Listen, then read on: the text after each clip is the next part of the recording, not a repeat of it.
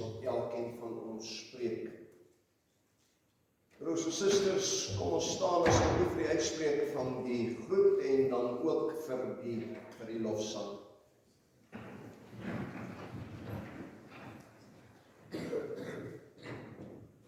Nie aan ons nie, o Here, nie aan ons nie, maar aan U kom toe al die eer en die heerlikheid van nou af tot in ewigheid. Amen. Ons lofsang, broeders en susters, is Psalm 118, die eerste en die tweede vers.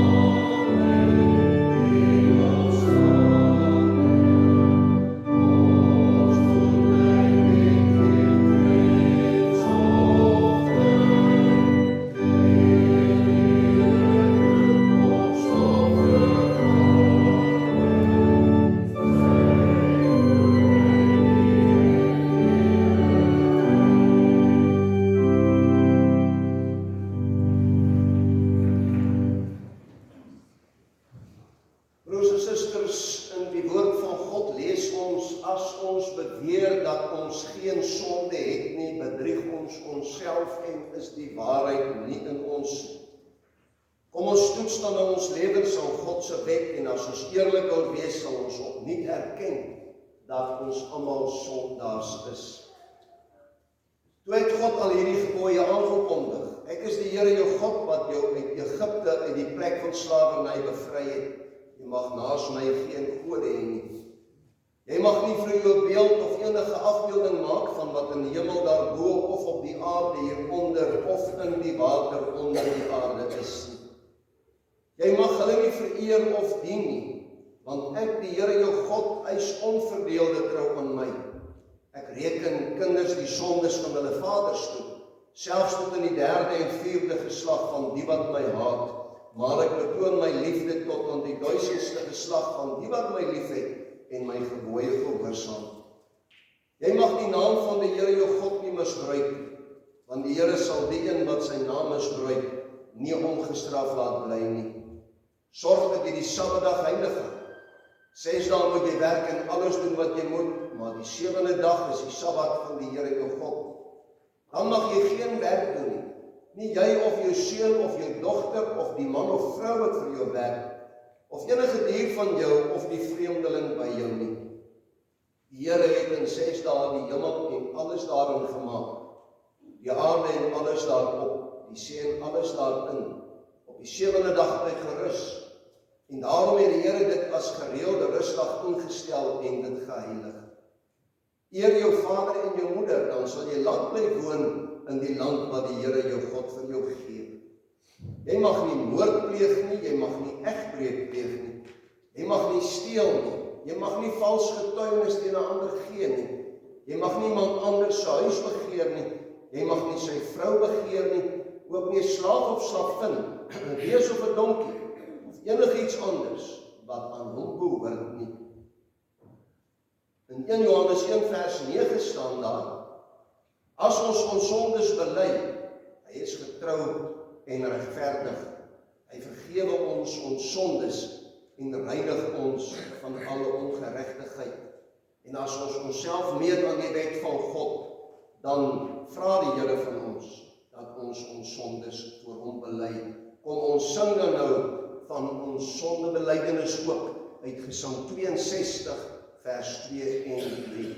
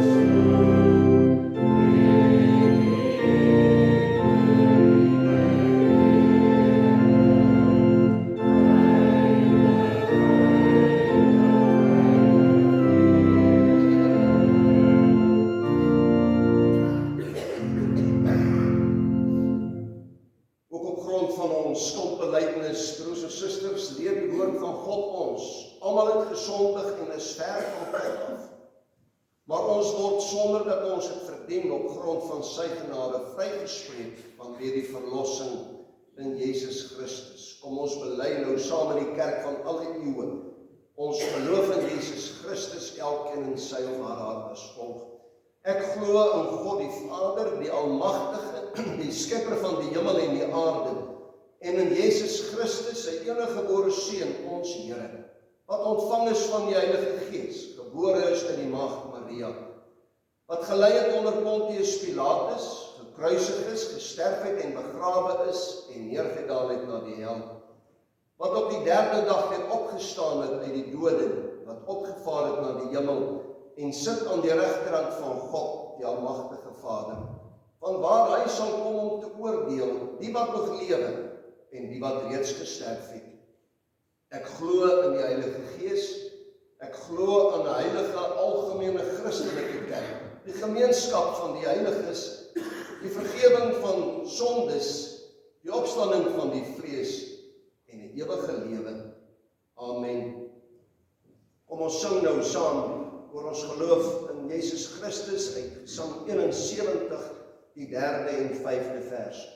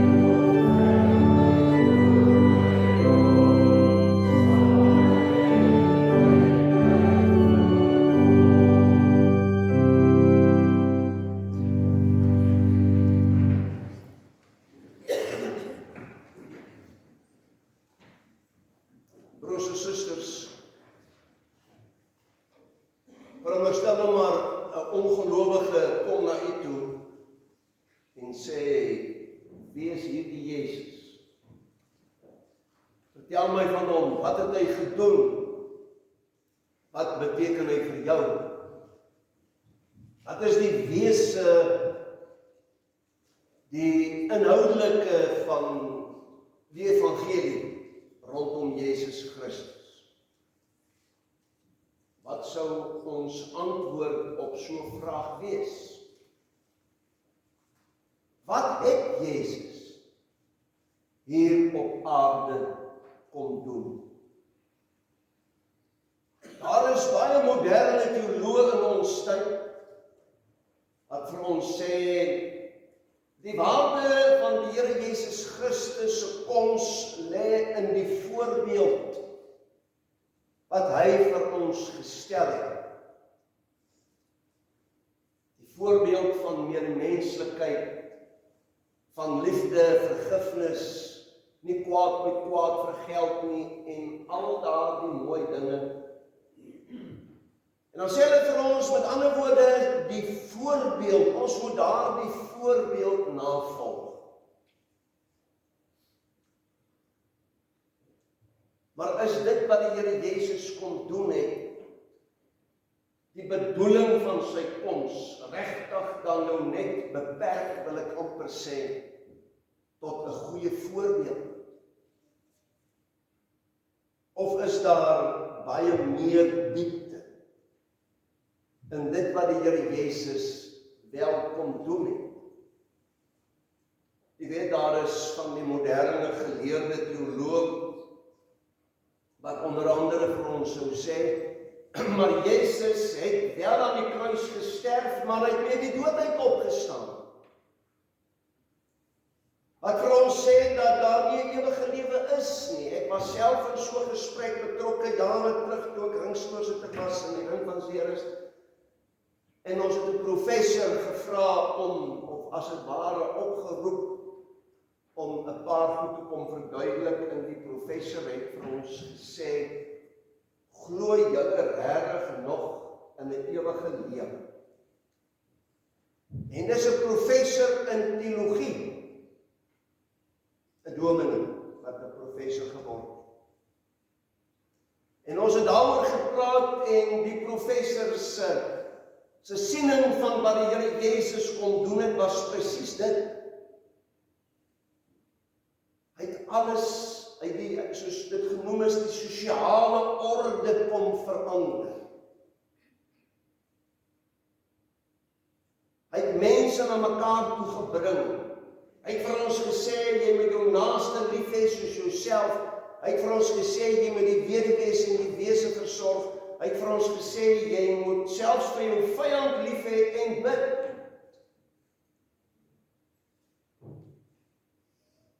Maar dis waar dit eindig. Maar dis nie wat die woord van God ons leer nie. Ons kyk vanmôre na wat die apostel Paulus vir ons sê, in 'n baie kort samevatting wat Paulus vir ons gee in 1 Korintiërs 15, oor wat die Here Jesus hier kom doen het. Die evangelie wat Paulus aan ons oordra.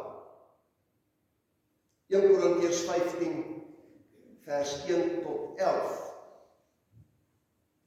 Ons lees daar, en die opskrif by die gedeelte is die opstanding. Broeders, ek maak julle die evangelie bekend, wat ek aan julle verkondig het, wat julle ook aangeneem het, waarin julle ook staan, waardeur julle ook gered word, as julle daaraan vashou, op die wyse waarop ek dit aan julle verkondig het, of julle moet te vergeefs geglo het. Want in die eerste plek het ek aan julle oorgelewer wat ek ook ontvang het, dat Christus vir ons sondes gesterf het volgens die skrif, en dat hy begrawe is, en dat hy op die 3de dag opgewek is volgens die skrif, en dat hy aan Sefas verskyn het, daarna aan die 12, Daarna het hy verskyn aan oor die 500 broeders te gelyk, waarvan die meeste nou nog lewe, maar sommige al ontslaap het. Daarna het hy verskyn aan Jakobus, daarna aan al die apostels. En laaste van almal het hy verskyn ook aan my as die ontydige geborene. Want ek is die geringste van die apostels, wat nie werd is om apostel genoem te word nie, omdat ek die gemeente van God vervolg het. Maar deur die genade van God is ek wat ek is, en sy genade aan my was nie te vergeefs nie. Maar ek het oorvloediger gearbei as hulle almal, nogtans nie ek nie, maar die genade van God wat met my is. Of dit nou ek of hulle is, so preek ons en so het julle geglo. Tot sover die skriflesing, broers en susters, salig is elkeen wat die woord van die Here hoor en dit ook so in die hart bewaar. Kom ons bid nou saam.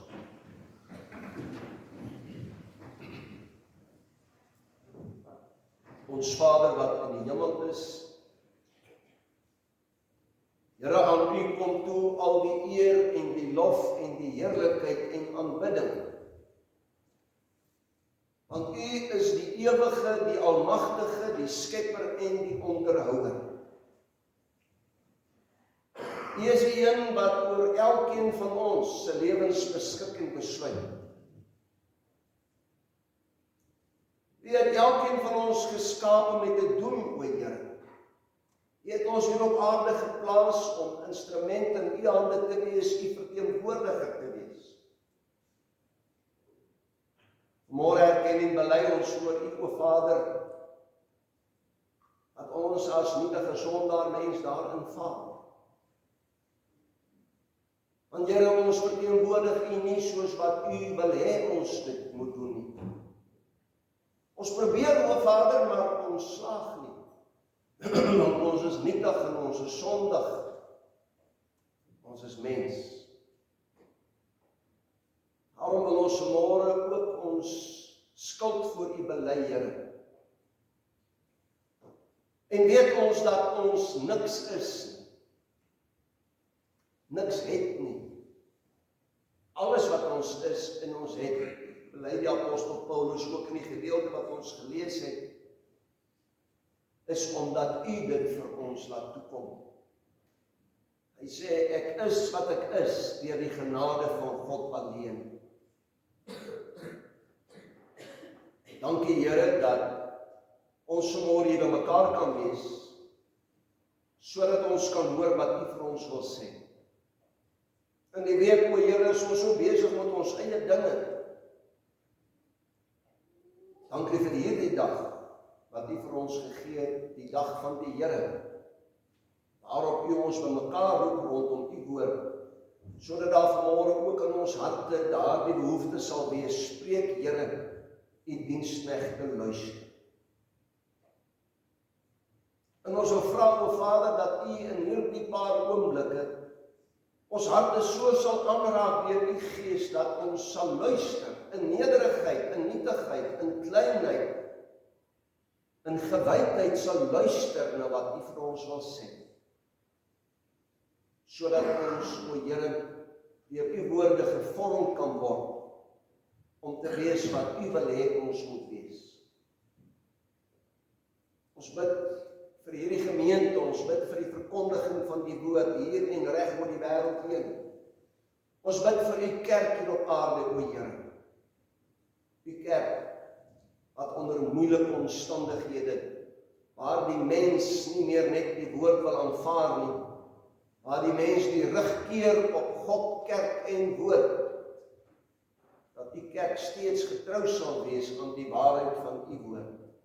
Dit steeds sal verkondig, Here, nooit sal ophou nie, en ook nie sal toelaat, dat die giere van die mensdom sal bepaal wat ons verkondig. Ons staan in U diens, o Here. Gebruik ons en stuur ons die wêreld in. Ons dankie vir al die seëninge wat ons uit U hand ontvang, o Vader, so onverdiend. Ons dankie vir die goedheid en U genade. Ons bid nou, Here, dat U deur die Gees dan ook hier teenwoordig sal wees, Here, en ons gedagtes sal rig op U woord. Dat U dit stil sal maak in ons en om ons, sodat ons in nederigheid voor U kan neerbuig. Ons vra dit alles met vergifnis van ons sondes in die naam van Jesus Christus, ons verlosser. Amen. Ons sing nou saam, broers en susters, uit Gesang 34, die eerste en die vierde verse van Gesang 34.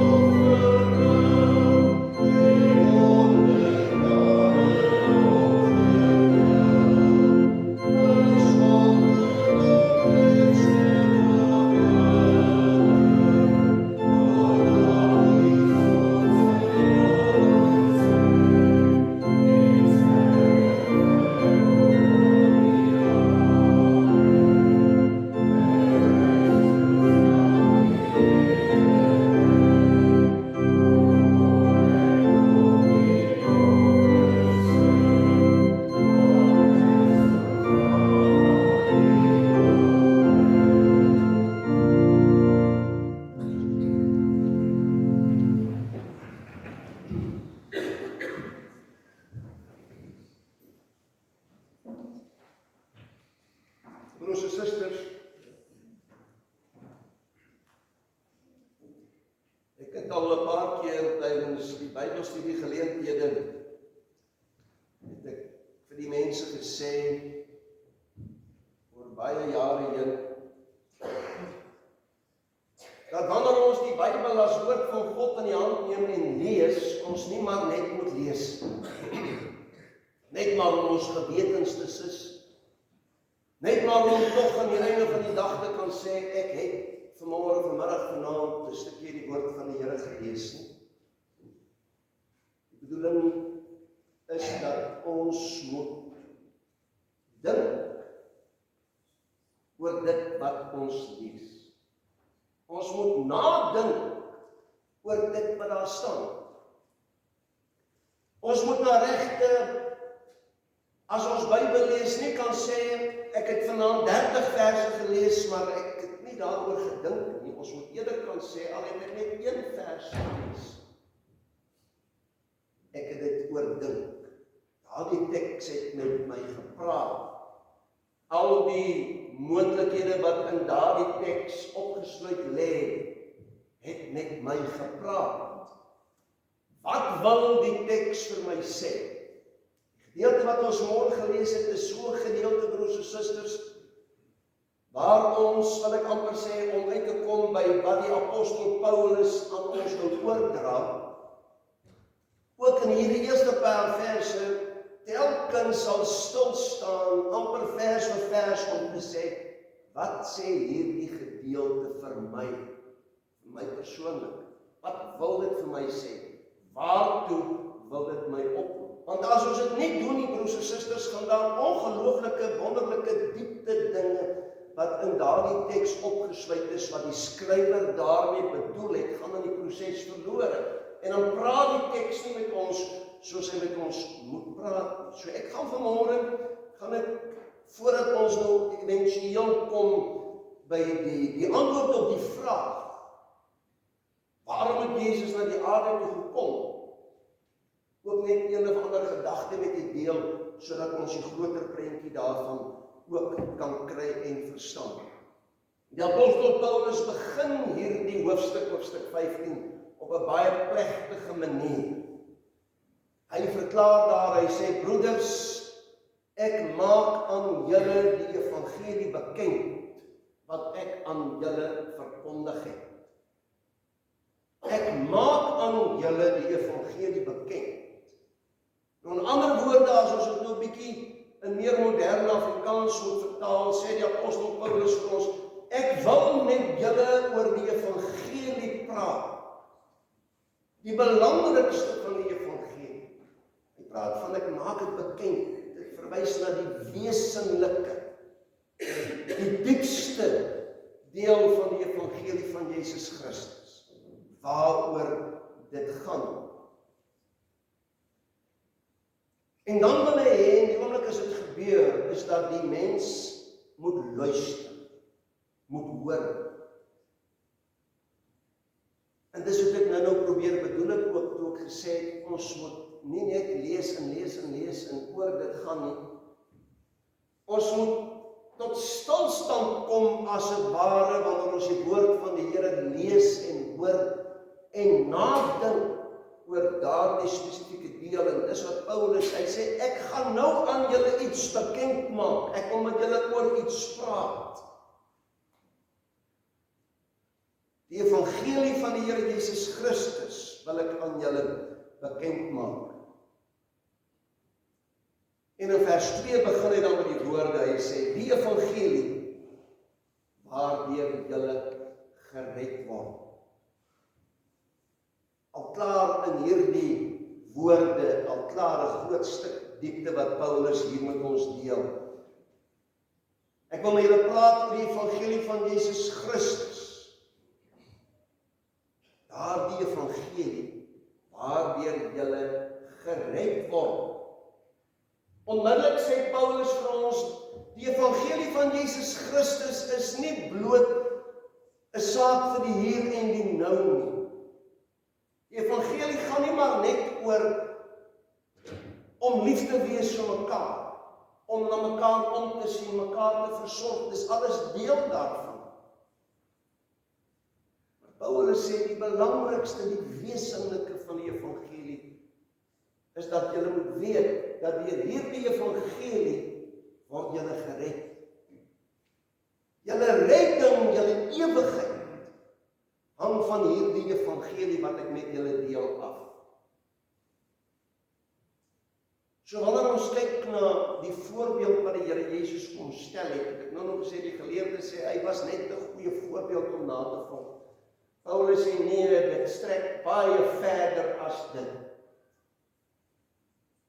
Hy sê, dit gaan oor julle redding. So moenie die evangelie van Jesus Christus vervlak nie, tot 'n mensediens nie. Die diepste van die evangelie, wat tot elke mens se hart moet spreek, is die evangelie, wat strek tot julle redding sy. Maar dan waarsku Paulus ook in vers 2. In vers 1 sê hy, ek wil met julle oor hierdie evangelie praat. Vers 2 begin hy sê die evangelie wat tot julle redding dien. En dan kom die vermaaning, hy sê, as julle daaraan vashou. Ek het vir julle hierdie wonderlike boodskap, die evangelie van Jesus Christus. Maar daardie boodskap gaan vir jou niks beteken as jy jou nie tot jou eie maak nie, as jy nie daaraan vashou nie. Sterk Griekse woorde wat hy daar gebruik het. As julle daaraan vashou, dien dit tot julle redding. Nou vra ons die vraag, broers en susters, as ons kyk na die mensdom om ons, hoe sterk hou die mens vas aan die evangelie van Jesus Christus? Kry mens nie meer die idee dat die meeste mense in ons tyd, die keer die rug op die evangelie van Jesus, al sê hulle ek glo, al sê hulle ek is 'n Christen, maar hulle leef nie die evangelie van Jesus Christus. Hulle leef volgens hulle eie denke, hulle eie idees. Maar die meeste moderne mense hou nie meer vas aan hierdie evangelie van Jesus Christus, waarvan jou redding afhang nie. En dis wat die apostel Paulus so wil beklemtoon voor hy nog by daai punt in vers 3. Die belangrike deel is in vers 3. Voor hy daarby uitkom, wil hy klaar die hoorders en die lesers voorberei en sê, maar dit gaan niks beteken, dit wat ek vir julle sê, gaan niks beteken as jy nie daaraan vashou. So hy roep ons op. En dan van vers 3 af. Dan openbaar die apostel Paulus die wese van die evangelie van Jesus Christus, van wat hy kom doen het, as hy in vers 3 sê, want in die eerste plek het ek aan julle oorgelewer wat ek ook ontvang het, dat Jesus Christus vir ons sondes gesterf het. Dis die wese van die evangelie, broers en susters. Al die ander dinge wil ek amper sê, wat ook belangrik is 'n voortvloeiend uit hierdie evangelie, dat die Here Jesus vir ons sondes gesterf het. Hy sê, dis die heel eerste ding wat ek vir julle wil noem. Die belangrikste, die fundament van geloof, dis waaroor geloof gaan. Nie oor sosiale veranderinge, nie oor hoe lekker die lewe vir my is of nie is nie, nie oor hoe lekker geloof vir my is of nie is nie, nie oor hoe lekker ek sing of nie sing nie. Hy sê, die eerste ding wat ek vir julle wil sê, is dit, dat die Here Jesus Christus vir ons sondes gesterf het. Weet jy, daar, net in hierdie paar woordjies, dat Jesus vir ons sondes gesterf het, lê 'n magdom, 'n massiewe stuk rykdom in opgesluit. Waaroor ons moet dink. Paulus gaan aan, hy gaan verder in die gedeelte. Maar hy wil hê ons moet stil staan by dit wat hy sê. Dis hoekom hy dit eintlik op so dramatiese wyse begin het. Hy sê, ons moet dink wat hy vir ons sê. Hoor mooi wat sê hy vir jou en vir my vanmôre. Want ek kry baie keer die gevoel ook, ons mense hoor dit nie meer noodwendig. Dit dring nie deur nie. Dit spreek nie tot die diepste punte van ons harte nie. As hy sê, Jesus het vir ons sondes gesterf. Vir ons sondes het hy sy lewe gegee. Vir my sondes, vir u sondes het hy sy lewe gegee. Dit moet iets vir ons sê. Ons moet nie maar net wegstap daarvan nie. Ons moet dit nie maar net hoor vanmôre.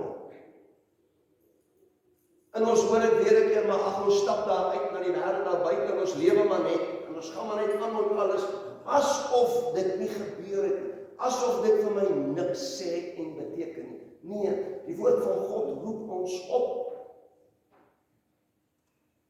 Dit gee vir ons 'n boodskap. Dit gee vir ons troos. Dit gee vir ons versterking in ons geloof. Dit gee vir ons die sekerheid van geloof. As jy in Jesus Christus glo, word jy gered. Maar dit vermaan en dit roep op, as Paulus sê, as jy daaraan vashou. Ons moet daaraan vashou. Ons moet dit nie net hoor nie, ons moet dit inneem. Ek moet voor die Here God staan in die diepe besef, dat dit vir my sondes is, wat hy gesterf het. Ek wil 'n eenvoudige voorbeeld gebruik om dit te illustreer. Waartoe dit ons oproep. Want mens sien nie baie daarvan meer in die moderne tyd waar ons leef. Eers nie eens meer in die moderne kerk sien ons baie daarvan. Van wat ons opgeroep word. Paulus beklemtoon dit en sê, dit is vir ons sondes wat die Here Jesus gesterf het. Wat beteken dit? Hy sê, ons is in die skuld by God. Ons is in die skuld by God. Sy seun het sy lewe gegee, het aarde toe gekom met daardie uitsluitlike boodskap. Met daardie doel om die mens van sy sonde te kom verlos, om vir ons aan die kruis te sterf. Eerstens sê dit vir my, is my sondes. Ek staan in die skuld voor God. Die illustrasie, kom ons voorstel maar, ek skuld die bank 'n klomp geld, baie geld. Ag, in die ou dae was daar nog bankbestuurders toe my oorpa nog geleef het, my ma leef nog, en dan as die bank jou bel, sê die bankbestuurder wil jou sien, dan kry jy soms ook 'n benoude gevoel hier binne. Want jy is in die skuld. Ons het almal in skuld geleef. Jy is in die skuld. Landbank of Absa, wie ook al. Kom sien my. Dan stap jy nie met hierdie verwaande houding daarin asof die lewe in die wêreld oor jou gaan nie. Jou mense het gesê jy staan met jou hoed in jou hand. Dit is 'n uitdrukking wat hulle gebruik het om te sê, daarmee sê jy, ek is skuldig. Ek het niks. Ek kom pleit. Ek kom erken, ek is skuldig. Staan met jou hoed in die hand. Ons staan met ons hoed in die hand voor die almagtige God. In ons skuld, in ons kleinheid, in ons nietigheid, in ons sondigheid, in ons afhanklikheid. Staan ons met die hoed in die hand voor God. As mens kyk na die moderne kerk van ons tyd, wat ons als op sosiale media sien, lyk dit alles behalwe soos 'n mens wat met sy hoed in sy hand voor die almagtige God sy skuld bely. Daar's amper nie meer sprake van hierdie klein nietige sondaar mensie wat ek is, Here, kom op my knieë voor U staan, want ek skuldig. Dis vir my dat die Here Jesus gesterf het aan die kruis. Dis my skuld, ek het deel daarin.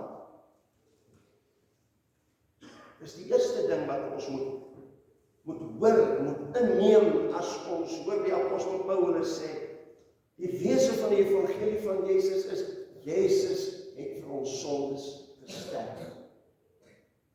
My sondes. Tweede ding wat daarmee saamhang wat ons moet oor nadink, wat vra dit van my? Om weer die beeld van die bank te gebruik.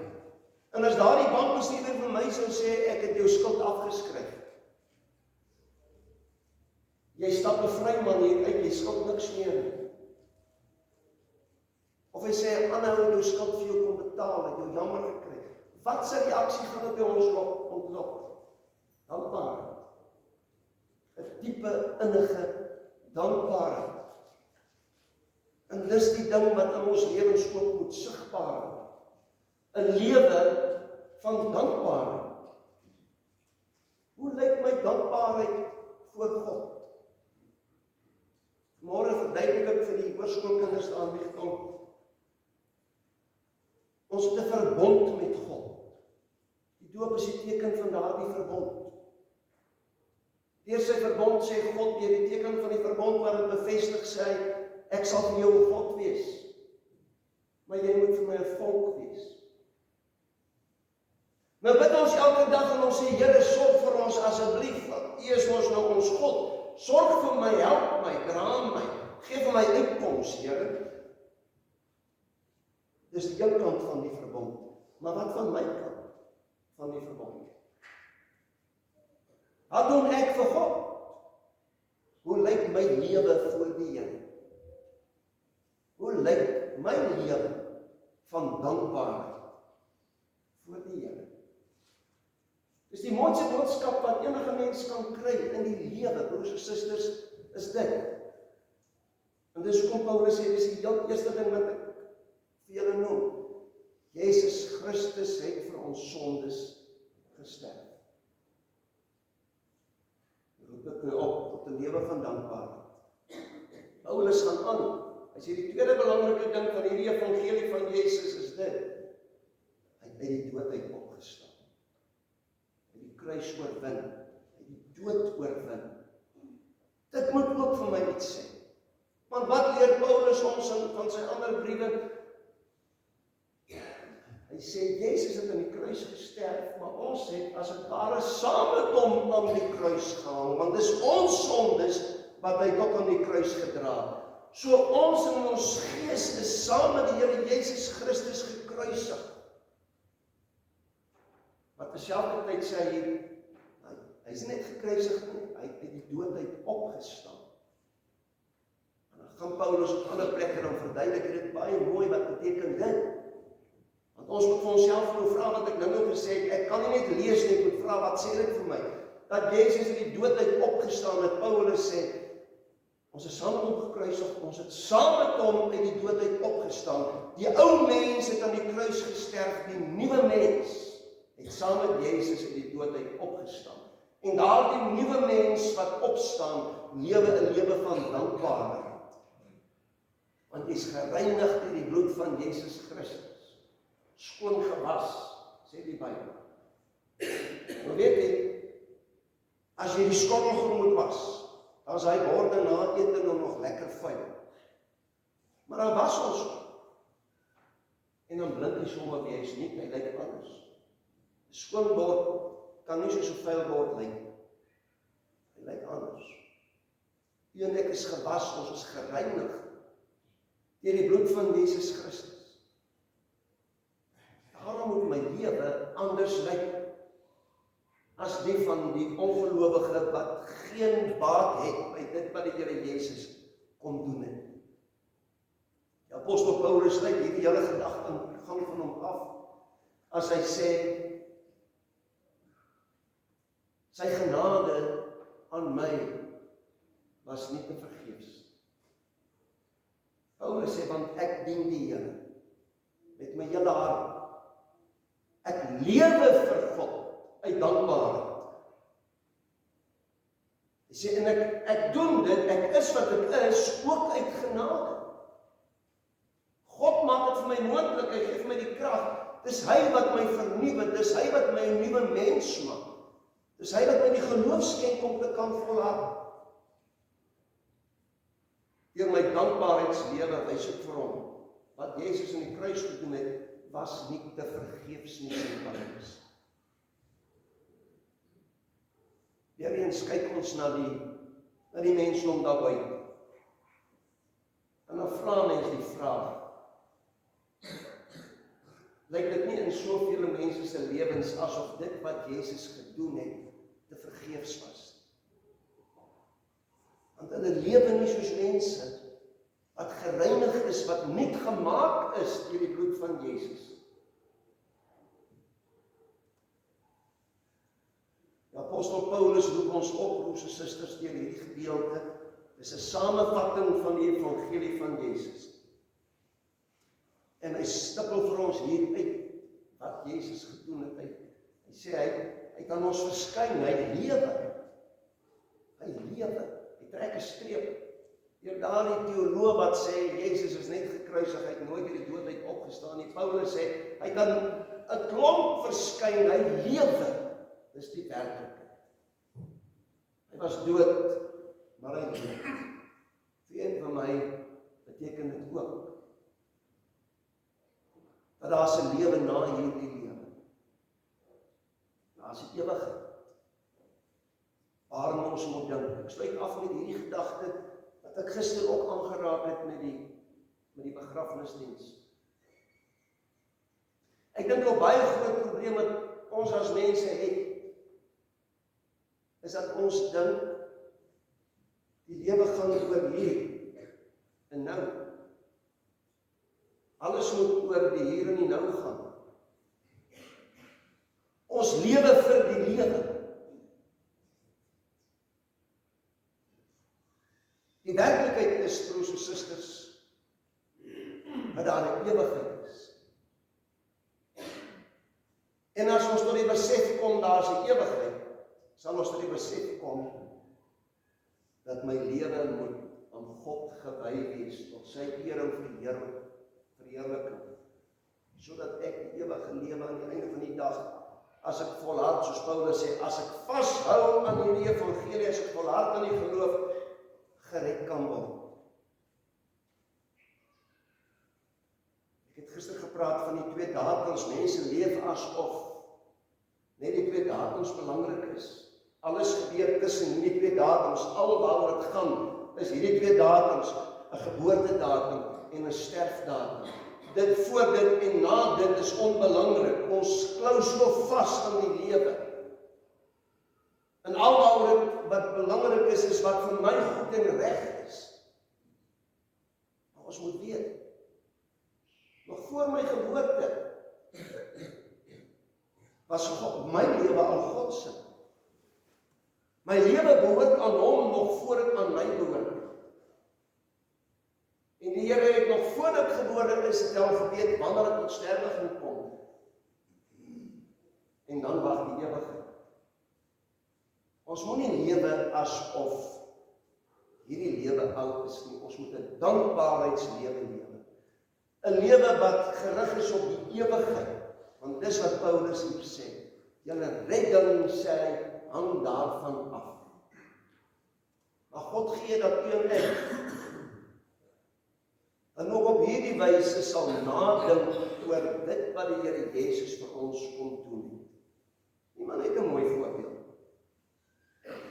Natuurlik was hy die beste voorbeeld. Maar dit gaan baie ver. Hy het vir ons sondes gesterf. Hy het vir ons die ewige lewe daar gestel. Maar Paulus sê, as ons daaraan vashou, mag God ons die krag gee om daaraan vas te hou. Maar bo alles mag God ons die krag gee sodat ons lewens 'n dankbaarheidslewe sal wees vir die wêreld om daarin te sien ons is die dankbare kinders van God. Amen. Kom ons dank nou saam.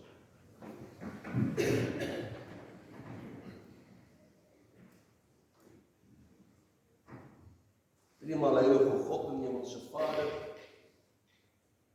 ag Here, ons staan so skuldig voor U. Want ons lewe op telkens, Here, asof hierdie lewe alles is.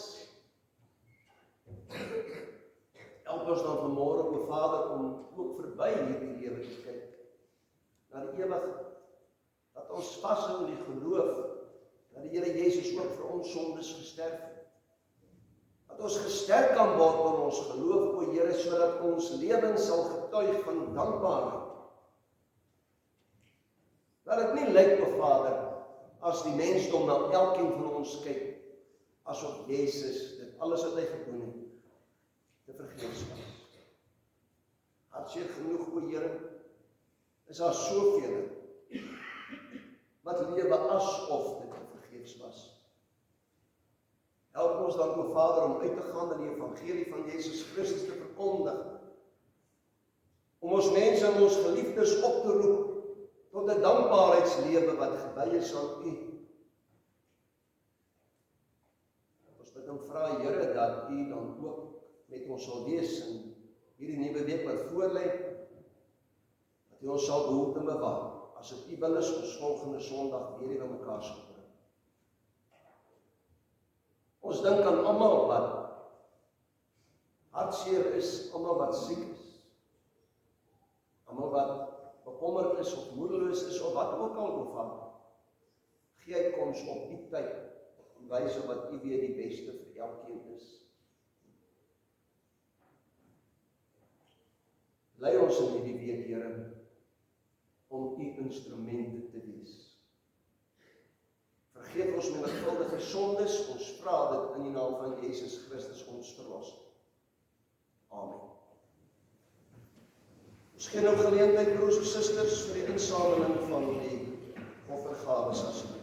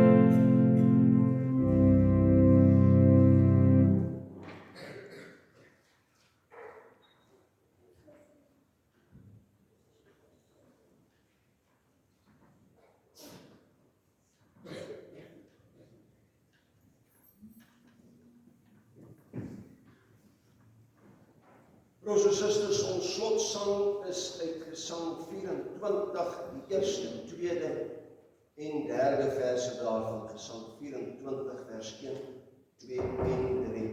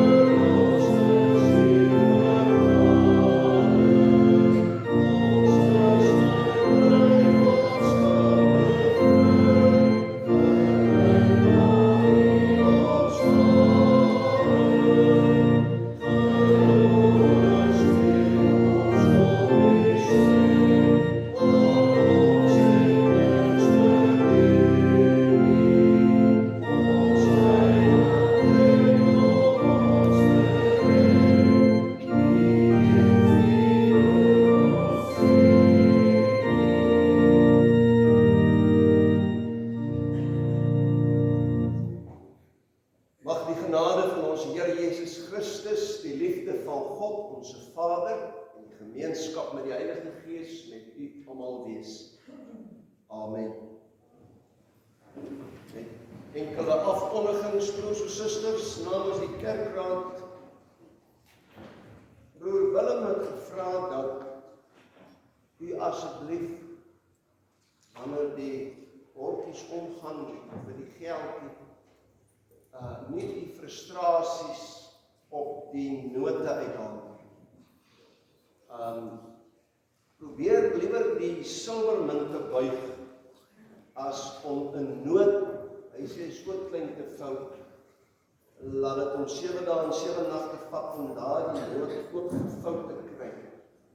Hy sê en dan wil die ding ook nie daar by die kitspank indruk nie. Hy spoeg hom uit. Ek dink daar is 'n ander rede waarom ek hom uitspoeg. Daar is 'n gesig daarop wat ek nie van hou nie en ek dink die bank is verswaar. Maar asseblief, as u nou 'n geldjie, ons mag dit seker nie sien nie. As mense jy geldjie moet hou hom maar so glad as moontlik asseblief. Dan werk hy net makliker vir die diakens en Willem. Ek het 'n ander idee vanmôre gekry.